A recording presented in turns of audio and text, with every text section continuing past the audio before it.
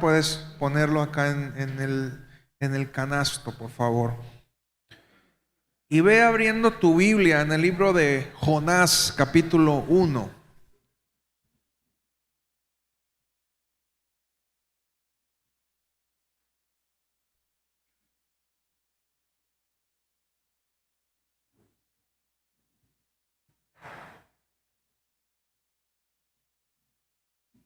Tú me dices, Daniel. Jonás capítulo 1, versículo 1 al 3.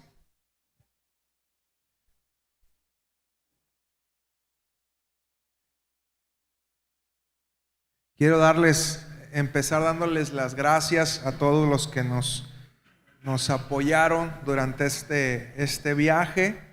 Fue un tiempo muy especial en todo sentido para nosotros. Tuvimos la oportunidad de conocer otra cultura, de aprender también de la palabra de Dios, porque dedicamos algunos días a aprender algunas estrategias nuevas que el Señor está trayendo a nuestras vidas. Y también tuvimos un tiempo especial como pareja. Eso también les lo agradezco a quienes nos apoyaron, tanto en el cuidado de los niños como los dos servicios que no pudimos estar aquí. Muchas gracias de parte de mi esposa y de su servidor. Gracias por apoyarnos a que Betel siga. Me da gusto, fíjese que aun cuando no estemos nosotros, Betel siga trabajando. Eso quiere decir que lo estamos haciendo bien. Y me dio gusto saber que el servicio fluyó de manera normal, que Dios ha puesto el sentir en el corazón de otros de que Betel se mantenga. Y de verdad les agradezco infinitamente el que pueda haber seguido trabajando Betel aún con nuestra ausencia. Esperemos que esto que aprendimos pueda ser de bendición para todos. Amén. Dese un fuerte aplauso, por favor, usted. Ese es para usted. Ok, gracias. Gracias por el cuidado. No se quieren. Ya veo que no se quieren.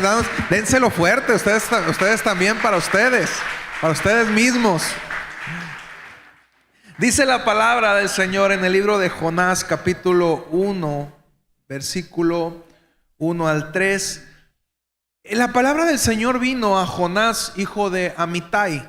Anda, ve a la gran ciudad de Nínive y proclama contra ella que su maldad ha llegado hasta mi presencia. Dios le da una orden a Jonás. Le dice: Jonás, te me vas a Nínive y vas a proclamar que la maldad de la ciudad ha llegado hasta Dios. Pero dice que Jonás llegó al puerto y en vez de ir hacia el lugar donde tenía que ir, tomó un barco exactamente para el lado contrario. Jonás se fue, pero en dirección a Tarsis, para huir del Señor. Bajó a Jope, donde encontró un barco que zarpaba rumbo a Tarsis. Pagó su pasaje y se embarcó con los que iban a esa ciudad, huyendo así del Señor. Si usted pasó por algún grado de la escuela bíblica, seguramente le tocó escuchar la historia de Jonás. Y solemos centrar la enseñanza de Jonás acerca de su desobediencia. Decimos: Jonás, en vez de irse para Nínive, se fue para Tarsis, tomó un barco en dirección completamente contraria. Y no solo tomó el barco, sino que pagó el pasaje para que lo llevaran exactamente al lado contrario de donde Dios le había dicho que fuera. Y si usted ha leído el libro de Jonás, si no lo ha leído, lo invito a que lo lea. Es un libro que usted lo puede leer en un ratito. Es más, se mantiene, no lo deja para otro día porque le pierde la hilación. Los libros pequeñitos como el libro de Jonás o el libro de Ruth, que son de mucha historia, usted los lee de corridito y se mantiene en ellos. Si usted ha leído esta historia, nos cuenta cómo hay una tempestad en el barco y nadie se explica qué es lo que está pasando. Y el capitán les dice a todos: pónganse a orar a ver de cuál ustedes Dios los escucha, porque venía gente, viajeros de muchas culturas. Y Jonás dormía. desobediente y perezoso. Jonás dormía en la parte de abajo y cuando le dicen, hey, despiértate, él dice, ¿saben qué? Todo este problema es mi culpa. Porque Dios me mandó que fuera para Nínive y yo me fui para el lado contrario. Entonces él dice, ¿saben qué? ¿Quieren que esto se solucione fácil? Aviéntenme al mar y la tempestad se va a acabar. Entonces, no notamos esta parte, cómo Jonás piensa que lo van a aventar al mar, él se va a morir y va, a final de cuentas, a no hacer lo que Dios le mandó. O sea, me muero, se acabó y los de Nínive allá se quedan. Y si vamos leyendo la historia, entendemos por qué la molestia de Jonás con Nínive. Porque decimos, bueno, ¿qué era tan malo que Jonás no quería que Nínive se salvara? Y la historia nos cuenta cómo Jonás dice, me voy al mar, me muero, pero no contaba con que Dios lo iba a llevar a Nínive de una o de otra manera. Entonces, cae al mar y dice que un pez muy grande se lo come por el tamaño, aunque la Biblia no lo menciona. Se señala que fue una ballena, no lo sabemos, no hay exactitud. Antes las ballenas se comían a las personas, hoy las personas se toman las ballenas y luego no pueden con ellas, ¿verdad? ¿Se entiende la metáfora? Pero Jonás es llevado por el pez hasta Nínive y termina compartiendo la palabra de Dios y pidiéndole al pueblo de Nínive que se arrepienta. Después Jonás molesto porque Jonás quería que Dios destruyera a los ninivitas. Los ninivitas eran una cultura guerrera, salvaje, que mataban y asesinaban a quien se les pusiera enfrente. Los ninivitas habían atacado al pueblo de Israel y cuando entendemos esto, vemos por qué Jonás no quería. Jonás quería que el pueblo se destruyera, no que se salvara. Entonces Jonás se molesta tanto cuando él comparte y dice, no ha habido un arrepentimiento tan genuino como el que sucedió en Nínive. Desde el mayor de Nínive hasta los animales, las bestias de la ciudad, dice que se pusieron en 3 días de ayuno y en arrepentimiento para Dios. ¿Te puedes imaginar lo que sucedería si nuestra ciudad se pusiera en ese mismo sentir? Dice que las palabras de Jonás llegaron hasta el rey y el rey ordenó que todo mundo, hasta los animales, se arrepintieran de lo que estaban haciendo.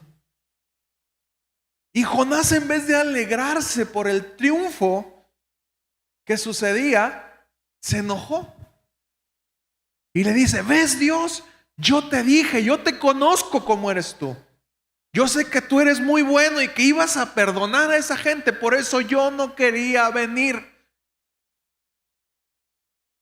Hasta el último momento del libro, Jonás renegando porque él estaba molesto porque Dios había salvado a esa ciudad. Y dicen que se sentó otra vez a quererse morir en el desierto y Dios empezó a hacer crecer una planta, una calabacera, y la calabacera le dio sombra. Y Jonás se alegró porque imagínate estar en el sol del desierto y Dios en la enseñanza secó la calabacera al siguiente día. Y Jonás se volvió a enojar y dijo, ¿ves, Señor? Y Dios le dijo, ¿tanto te enojas por la calabacera? Sí, Señor. Y léalo usted, se lo estoy contando. Sí, me enojo y mucho por lo que le hiciste a la calabacera. Y Dios le dice, y con eso termina el libro, si tú que ni hiciste crecer la calabacera, te enojas tanto por lo que sucede con ella, porque se secó, imagínate lo que yo siento por un pueblo tan grande que sé que vive en pecado. Y la verdad es que ni siquiera nos muestra la palabra que Jonás haya tenido un cachito de arrepentimiento. Si tú ves cómo termina el libro, no dice, y Jonás entendió el mensaje de Dios y Jonás se arrepintió. Realmente no. La historia termina así, con Jonás renegando por lo que Dios había había hecho. Te lo leo en Jonás 4, 2, 3. Después le das tú la lectura completa al libro. Así que oró al Señor de esta manera: oh Señor, ¿no era esto lo que yo te decía cuando todavía estaba en mi tierra? Por eso me anticipé a huir a Tarsis, pues bien sabía que tú eres un Dios bondadoso y compasivo, lento para la ira y lleno de amor, que cambias de parecer y no destruyes. Así que ahora, Señor, te suplico que me quites la vida. Prefiero morir que seguir viviendo.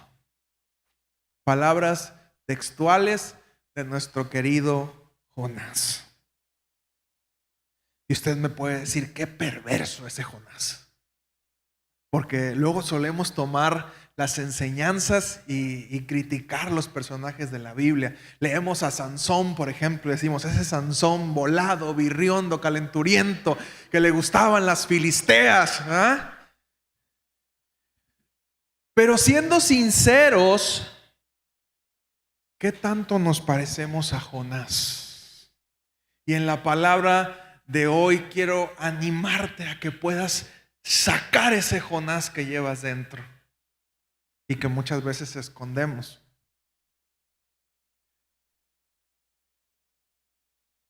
Porque cuántas veces, ¿por qué te digo que saques ese Jonás que llevas dentro? Porque cuántas veces Dios nos ha pedido que prosigamos un objetivo. Dios nos ha dado una palabra en específico. Dios nos ha dicho de cosas que tenemos que cambiar en nuestra vida. ¿Y qué es lo que hacemos?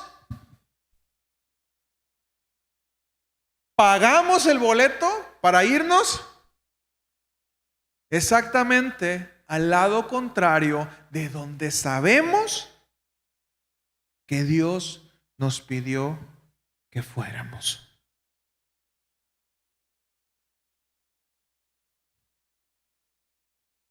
¿Te ha pasado?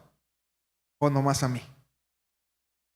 Dios te ha pedido que hagas algo. Dios te ha capacitado para que puedas hacer algo. Dios te ha llamado para que puedas hacer algo y has dicho igual que Jonás: Señor, yo me voy para el otro lado. Puede ser por temor, por inseguridad, por algún desacuerdo con Dios, porque somos buenos para decir eso. Señor, es que yo reniego de lo que soy. ¿Eh? Dios te llama como pastor, Dios te da la capacidad para, y no me refiero solamente a pastor como la persona que está en una iglesia o el líder principal de una iglesia, sino Dios te llama a pastorear a otros. ¿Y qué es lo que decimos? Ay no, Señor, es que yo no quería eso. Dios te llama a ir a compartir algún lugar y ¿qué haces? Te vas al otro y Señor, es que yo no quería ir a ese lugar. Dios te dice: yo te levanto como profeta, ¿y qué hacemos? Ay, es que yo no quiero ser profeta.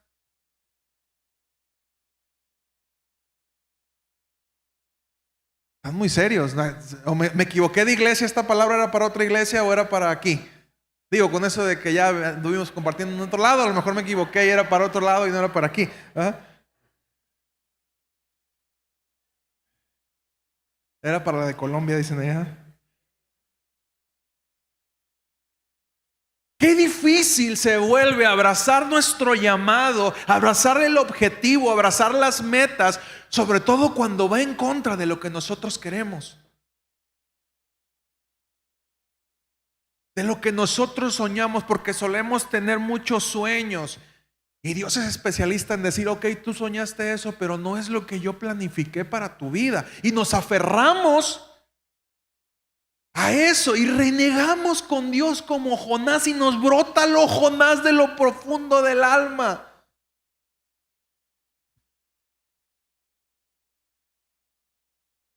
Y luego decimos: Dios, ¿por qué no funcionan las cosas? Dios, ¿por qué no me va bien? Y Dios dice: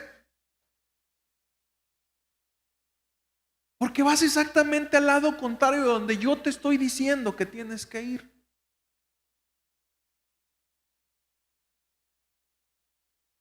Y estamos dispuestos a morirnos con la nuestra, decir: yo no lo voy a hacer, Señor, no me importa.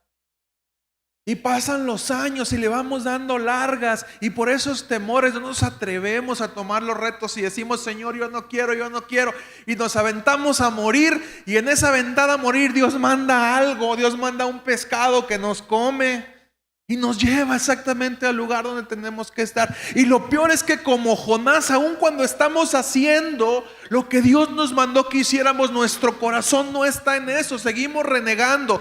Dios en su misericordia nos usa y aún así no aprendemos la lección y seguimos haciendo aparentemente lo que Dios nos mandó a hacer, pero con el corazón en otro lado.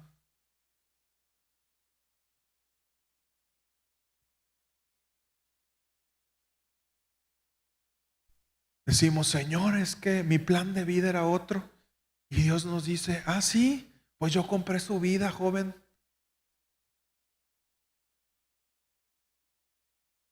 Y a precio de... Y se la tomaron al principio para que no digan que: ay, no, pastor, y inventos de él, ¿verdad? El Señor pagó por nuestra vida. Y es bien fácil decir: tú eres mi Señor, hasta donde nos conviene. Porque donde ya Dios nos dice, ahí ya decimos: ya no eres mi Señor, ¿verdad? Ya soy yo el propio Señor de mi vida, y yo voy a hacer las cosas de acuerdo a lo que yo crea que es lo correcto.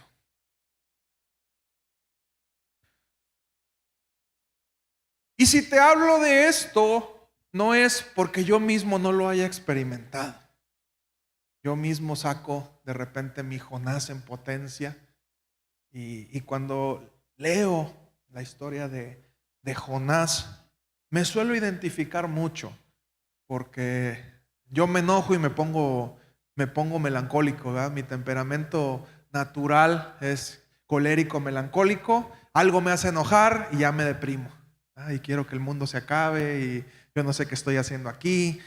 Y en el ministerio en el cual Dios me ha llamado, yo no me veía de esa manera, y lo he contado muchas veces. Yo me veía más como un cantante en la música, y sí, yendo a predicar y haciendo. Yo decía: Dios, ¿qué estoy haciendo encerrado en una iglesia todos los domingos cuando yo quería ir? Y mucho tiempo he renegado, y mi esposa me dice: ya no estés renegando con lo mismo, la harto. Y luego me dice: ahí vas otra vez con lo mismo, de que tú querías ser beisbolista y que tú querías ser futbolista y que dejaste todo y vuelves y vuelves.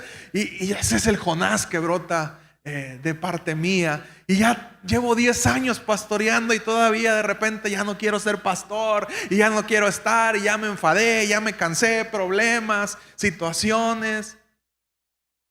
Y me brota ese Jonás que lleva adentro, ¿verdad? Y aún me pierdo de las bendiciones que Dios me está dando. Jonás no se dio cuenta de lo impresionante que había logrado, lo impresionantemente grande que había logrado, compartiendo en la ciudad de Nínive un avivamiento como nunca antes se había visto en la historia de la humanidad. Una de las ciudades más grandes que había en la época, donde se arrepintieron desde el más grande hasta el más pequeño, donde hasta las bestias tomaron ayuno. Un avivamiento, el avivamiento más grande de la historia ha sido el avivamiento que tuvo Jonás en Nínive.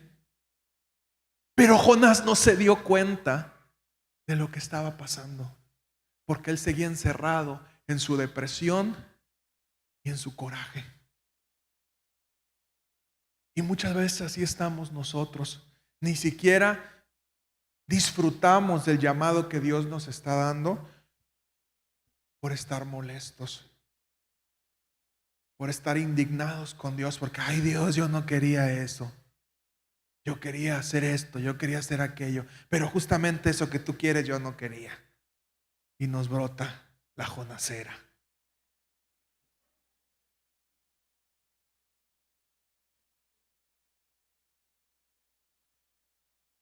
Y el reto, personalmente, a partir de este día 10, es decir: Señor, ya estoy en Nínive, voy a disfrutarlo.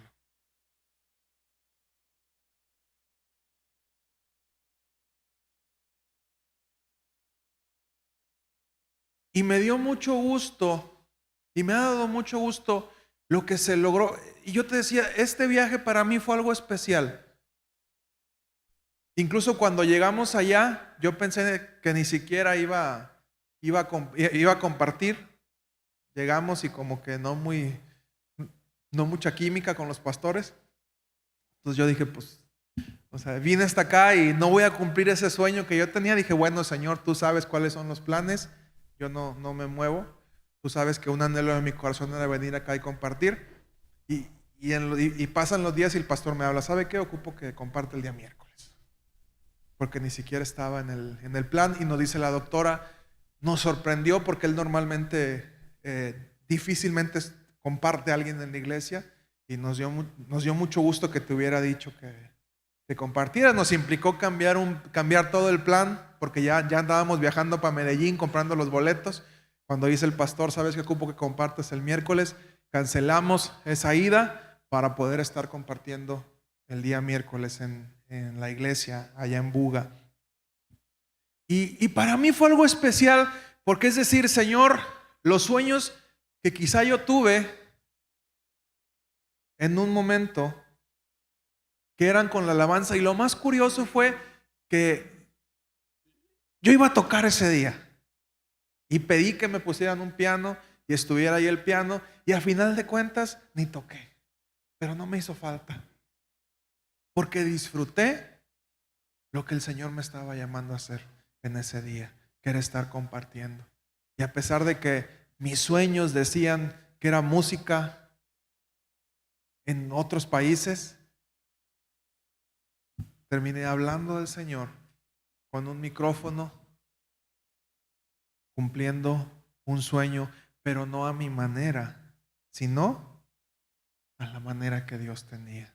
No con mis sueños, sino de acuerdo a los sueños de Dios. Pero es difícil llegar a ese punto. Me ha costado 10 años de huir y a lo mejor unos cuantos tiempos más de estar en la panza del pez. Y créeme, estar en la panza de un pez no es algo bonito. Te puedes imaginar lo que olía. Y he escuchado a pastores decir que gracias a Dios que lo vomitó y no lo defecó, ¿verdad? Porque imagínate lo que hubiera sido. O sea, hubiera sido más traumática la experiencia para Jonás, el haber salido por la puerta trasera, entre algas y pescado, y dices, bueno, pues ya ese olor se quita, pero imagínate la experiencia de haber pasado por las tripas y salir por allá, de haber sido algo muy, muy traumático. Hasta en eso Dios tiene misericordia de nosotros, ¿verdad? Y la pregunta es entonces, ¿en qué cosas has reaccionado como Jonás? Y en vez de proseguir tu llamado, has dado vuelta para el lado contrario. ¿Bajo qué circunstancias te has enojado con Dios porque las cosas no salieron como tú querías? Mis queridos Jonases y Jonasas, ¿qué Dios te ha llamado a hacer y has huido? Ay, es que estoy chiquito.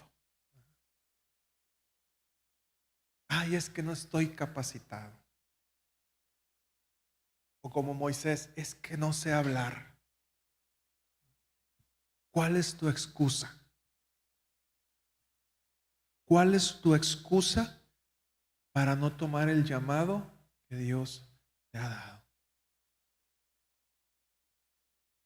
Y los muchachos siempre se enojan. Ay, es que tú siempre nos dices que si tú puedes, nosotros podemos. Pues sí. Si yo a los 14 años ya dirigí la alabanza, ¿qué tengo yo que no tengas tú, que yo ya podía y tú no puedas? Si yo a los 19 o 20 años ya compartía en una iglesia, ya estudiaba la palabra y la compartía con otros, ¿qué tengo yo que no tengas tú para que lo puedas hacer? Así es, Victoria, exactamente. Ella quiere compartir de una vez ya. a menos del año. Si yo a los 25 ya era pastor, el pastor allá en Colombia nos platicaba que él a los 23 empezó a pastorear. ¿Qué tiene él o qué tengo yo que no tengas tú para que lo puedas lograr? Nada. Nada extra. Dios nos hizo exactamente iguales. ¿Qué es lo que nos hace falta? Creernos lo que somos. Y fíjense lo padre que aún en la actitud de Jonás, molesto, inconforme, Dios lo usó. Y aún con mi actitud de repente que yo decía, yo no quiero esto, el Señor me ha usado durante estos 10 años. Qué cosas maravillosas pueden venir cuando yo decida, Señor, voy a enamorarme de lo que estoy haciendo. Qué cosas maravillosas pueden pasar contigo. Porque créeme, no somos nosotros los que logramos las cosas, es Dios con nosotros. No olvidemos que la Biblia no cuenta historias de personas extraordinarias con Dios. Cuenta historias de un Dios extraordinario con personas. Así es de que, ¿qué necesitas para lograrlo? Estar con Dios. Y creerte y tomar. Pero mira, tú vas a decidir si tomas el boleto correcto o viajas en pez. Pero cuando Dios se ha empeñado en hacer algo contigo, por las buenas o por las malas, te lleva. Si viajas en pez, pídele que te vomite, por favor. Pídele a Dios que te vomite. Y cuando leemos la palabra nos damos cuenta que nos parecemos demasiado a los personajes bíblicos. ¿Quién no ha pedido confirmación de parte de Dios como Gedeón? Señor, voy a poner la toalla, si todo está mojado y la toalla está seca, eres tú. Pasa. Señor, voy a poner la toalla, si la toalla está mojada y todo lo demás está seco, voy. Y Dios dice, bueno, ¿cuántos Gedeones hay aquí? Levanten su mano los Gedeones. Que Dios te dice y te confirma y te confirma y te confirma y tú inventas alguna historia para no hacerlo. ¿Quién en algún momento se ha enamorado de alguien que sabe que no le conviene como Sansón? ¿Dónde están mis Sansones y Sansonas? Que les encantan los filisteos. Les apasionan los filisteos, ¿verdad? Les apasionan de verdad como Televisa Deportes. ¿Quién no se ha desanimado después de una gran victoria como el profeta Elías? ¿Quién no es depresivo? ¿Quién no se ha reído al escuchar las promesas de Dios y decir, Señor, ¿cómo crees? Conmigo no se va a poder, como lo hizo Sara. 90 años, cuando le dan la palabra, dice que Sara se empieza a reír. Y para que los ángeles se hubieran dado cuenta, yo creo que no fue una risa de una sonrisita, fue una risa carcajada. ¿Tú crees? Dice, este viejito de 100 años y yo de 90 que vamos a encargar a una criatura. ¿Tú crees? ¡Ja, ja, ja! Imagínate a Sara. Yo creo que a los 100 años ya tampoco Abraham andaba así como que al 100 ¿cuál es la palabra? En su potencia sexual, ¿verdad? Entonces Sara se empieza a reír y dice, ¿cómo crees que yo a esta edad voy a quedar embarazada? Y todavía los ángeles le dicen, y todavía se va a llamar Isaac, se va a llamar risa, por cuando tú te reíste, y te vas a acordar cada vez que le llames de cómo te reíste cuando las promesas de Dios vinieron. ¿Cuánto nos hemos reído de decir, Señor, ¿cómo crees yo lograr eso? No, Señor. Y es por esta razón que Dios permite que las Que estas palabras queden escritas y que en la Biblia podamos entenderlas y que podamos ver a los héroes bíblicos como personas al igual que tú y yo dudaron del poder de Dios y Dios les demostró de lo que podían ser capaces cuando ellos se unían a un Dios extraordinario.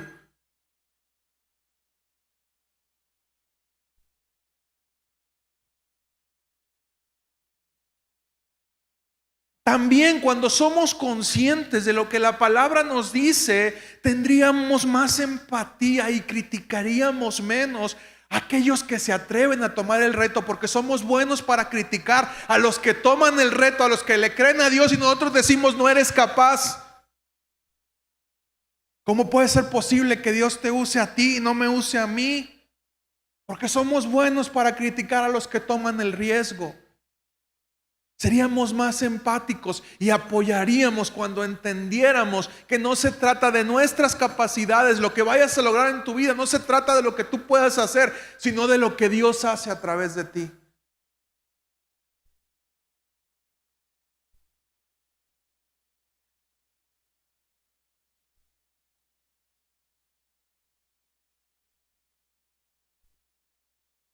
Nuestras vidas están llenas de testimonios impactantes y Dios ha hecho cosas grandes en nuestra vida que nos callamos muchas veces. ¿Cuántas cosas te han pasado? Cosas maravillosas, milagros maravillosos que Dios ha hecho contigo. Y en vez de predicarlos y en vez de decir, a mí me pasó esto, a mí no me cuentan las maravillas de Dios porque Dios me sanó, porque Dios me bendijo de una manera sobrenatural, nos callamos los milagros que Dios ha hecho con nosotros. ¿Cuántos testimonios impactantes aquí mismo están apagados el día de hoy por los temores, por la desobediencia y por la incredulidad que tenemos? Hugo, ¿cuántos hombres, amigos tuyos hoy en día están en el bote o en el pozo? Muchos. Y aquí estás tú. ¿Hay un motivo para hablar? Lo hay.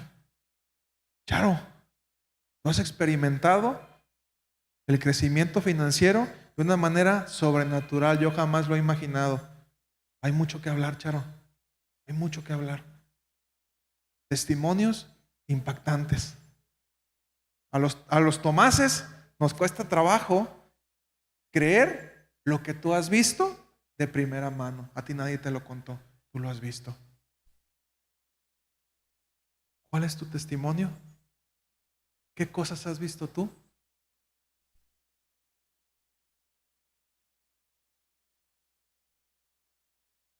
¿Qué parte del amor de Dios has experimentado y te has quedado callado?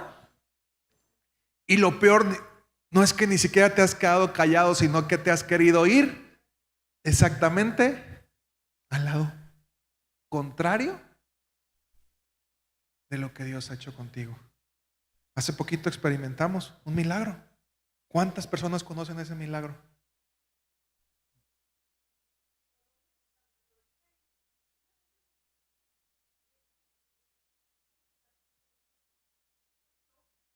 ¿Y qué tiene? Estoy loca, dígale.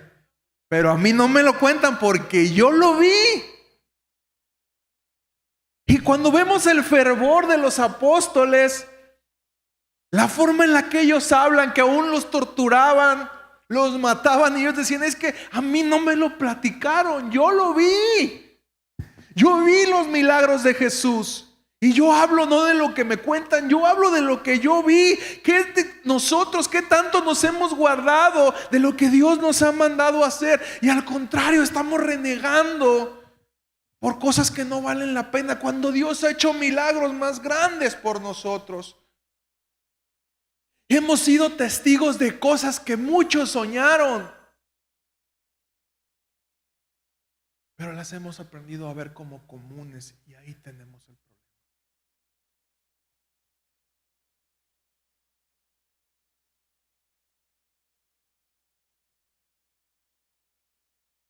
¿Cuál es tu excusa? Señor, es que soy pecador. Muchos de ahí fueron pecadores.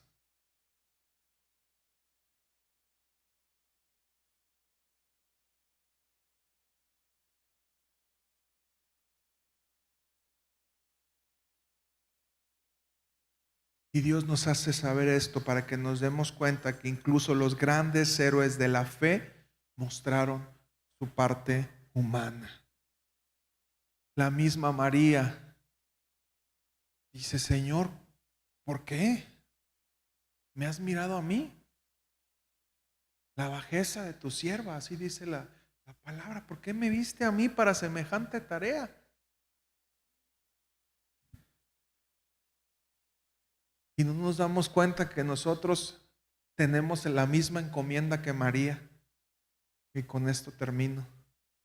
Hombres y mujeres, tenemos la misma encomienda que María: hacer que Jesús nazca en nosotros y poderlo dar a conocer al mundo. Porque nacimos de nuevo, ¿no? Nacimos de nuevo en Cristo Jesús, eso es lo que decimos. Tenemos esa misma tarea: mostrar a Jesús al mundo. Quiero pedirte que te pongas de pie.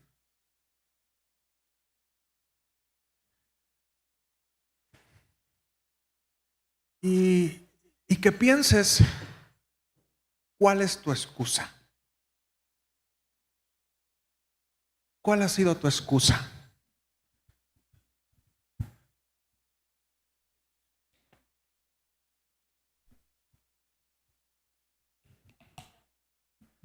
Hay palabras que Dios te ha confirmado, reconfirmado, reconfirmado, archi requete recontra confirmado, y no nos atrevemos a hacerlas. ¿Cuál es tu excusa? ¿Cuál es tu excusa, Jonasita?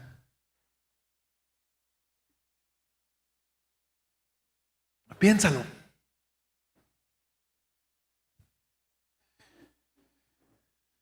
Hoy es un día donde vamos a matar las excusas.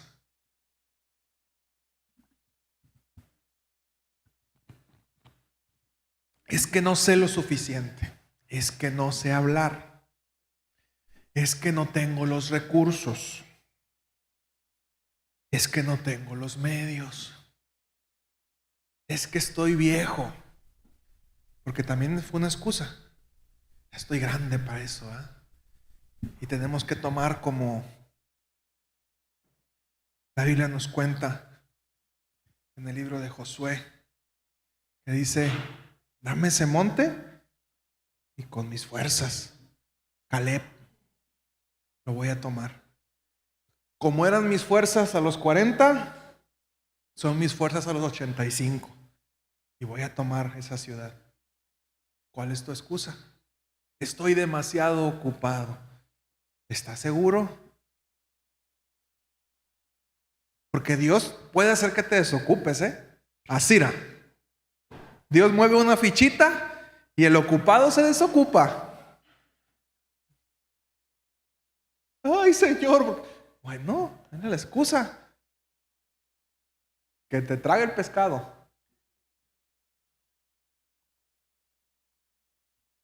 ¿Cuál es la excusa?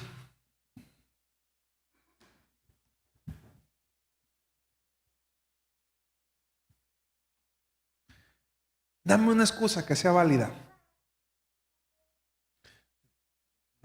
No, Victoria. La gente no quiere, les habla uno y se van. En este viaje conocimos a un hombre que espero poder invitarlo algún día, que fue un narcotraficante muy fuerte, colombiano en Estados Unidos, y él nos decía: mira, Jesús no va a ser para todos, pero nosotros tenemos que cumplir la misión. Tú hablas, si la gente acepta o no acepta, es bronca de ellos, pero nosotros cumplimos la misión. ¿Cuál es otra excusa? Otra excusa. Piensa, otra excusa. Dímela, si puedes decírmela, dímela. ¿Cuál es la excusa?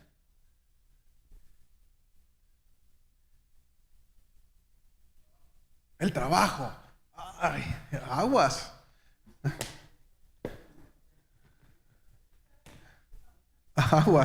Aguas con el trabajo, porque Dios se encarga. Pero también no, o sea, Dios va a suplir, eso no es problema, pero si la excusa es el trabajo, una llanta le quita al taxi y se acabó la excusa. Un fierrito le mueve y ya no arrancó y se acabó la excusa del trabajo, ¿va? Dios puede ser muy práctico si nosotros... Por eso te ponía el ejemplo de Jonás. Aún Jonás se quiso morir, se aventó al agua para ahogarse. No te preocupes, Jonás, yo te alisto un taxi aquí. Se lo comió el pescado. ¿Cuál es tu excusa? Quiero que, si realmente esta palabra ha tocado tu corazón, que puedas pasar al frente. Y el grupo de alabanza, por favor, ayúdenme, alguien. Quédese con el piano, ayúdenme. Quiero que pases, y no para que oremos por ti. Si sentimos orar, oramos por ti. Pero quiero que pases y que entregues delante de Dios tú o tus excusas. Señor, aquí está. Yo sé a lo que tú me has llamado y yo sé que he ido en la dirección contraria. Y esta es una por las buenas, porque yo sé que si no hacemos caso, después viene la ballena.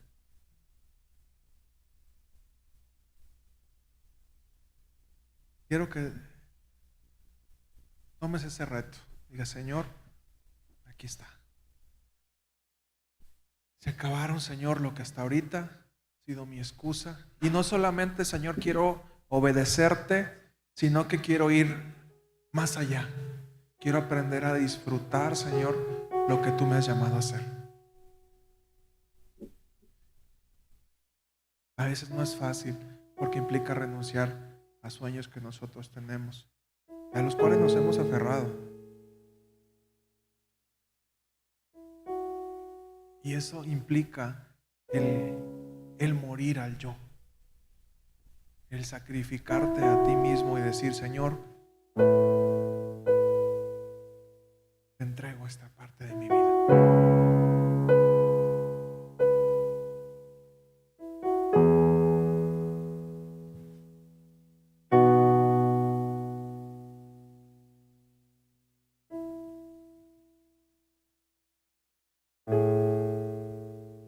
En tu presencia,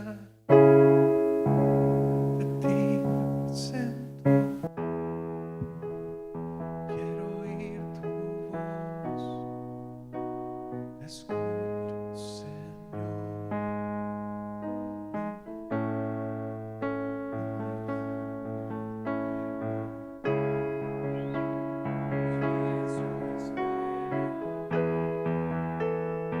Y quiero estar,